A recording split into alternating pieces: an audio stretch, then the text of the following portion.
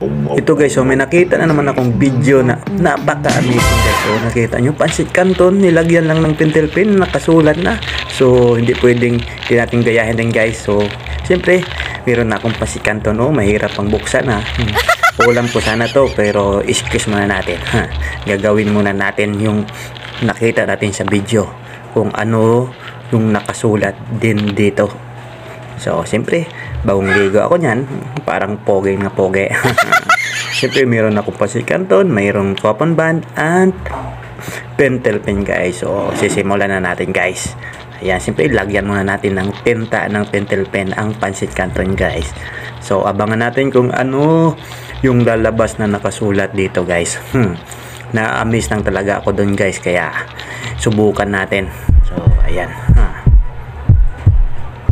At after na nga natin lagyan ng tinta guys, simple orasyonan muna natin. So ayan guys, abangan natin kung ano yung nakasulat. Ayan na.